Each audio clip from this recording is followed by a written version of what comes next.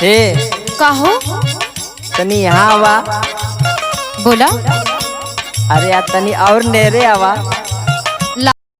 बोला। तोहरा से एगो पर्सनल बात कर। कैसन पर्सनल बात? सुना। बोला। गोरी तनी सूता हो, गोरी तनी सूता से जरिया पे सटी के। अच्छा यही खातिर बुलावत हवा।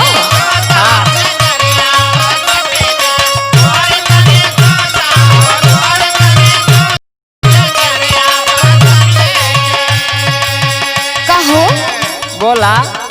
बोलौला तो हम तो आ गई नी, लेकिन कैसन महकत हवा। अरे यार ऐसे ही कहबू माका थैला।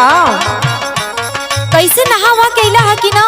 सजवा के 6-7 बाल्टी से पानी से नहा लिए, ओकरे बाद में शैम्पू वैम्पू लगा के नहा लिए। पंकज भाई के मालूम हुई। आई हो दादा, तब बहुत इतना तेज महकत हवा। का यार झूठे बदनाम करत हो हमरा के। झूठे ना कहते। सुनो सुनावा। राजा नहीं सूतब हो, सैया नहीं सूतब से जरिया पे सटी के। काहे बदे? अरे महकत हवा ना।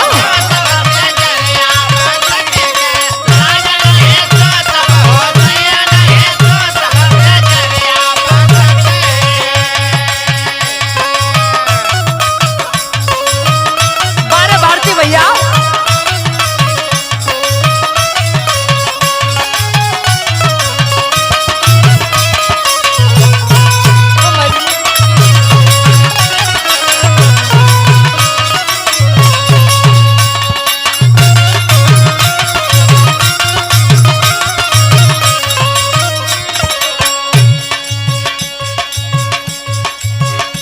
ए कहो देखो हमार बात सुना ना। अरे एक के ना बतावा, बहुत बात बतावा।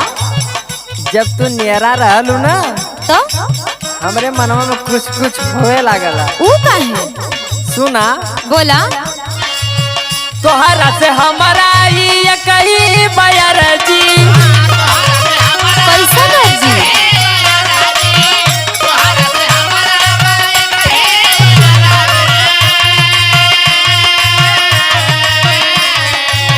और सुना। बोला। सटला से धान मिली हमके एनर्जी।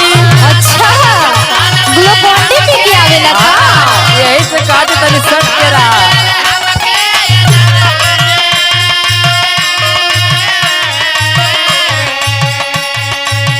तोहरा से हमारा ये कही बयर जी। सटला से धान मिली हमके एनर्जी। सुना तारू हो? हाँ हो। और एगो बात सुना। बोला। निदियो न आवे हो, निदियो न आवेला दूर दूर हटी के। अच्छा जाना तारू ना। हाँ हाँ। सुना।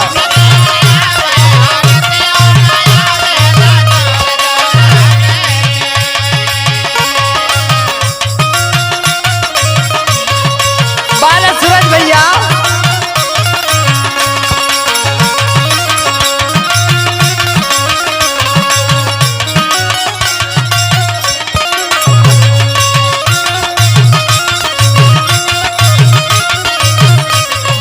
भैया अरे कमरिया हिलाई के। ए जी बोला। सुनी रहुआ। सुनावा। से जिया पे सैया करेला मन मानी। क्या बात करत हो भाई? सही तो बात है ना। अब कहाँ सुनाई के ना बा।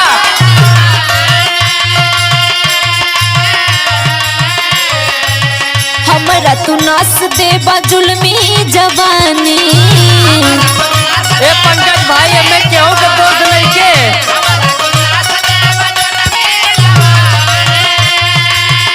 अगर मैं विश्वास होखे ना हाँ तो अजीत भाई से पूछला और पंकज भाई से पूछला।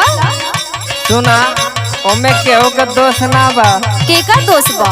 हाय तो हार जवन कचकचौआ रूप बनावल तो का करी, हमरो मान बहकी जाला। अच्छा सुना। सुनावा। से जिया पे सैया करे न मान मानी हमरा तू नास देवा जुल्मी जवानी। ए सैया बोला सुना सुनावा। तेजू अजित रहा हो तेजू अजित रहा तू प्यार प्यार रटी के। क्या बात है।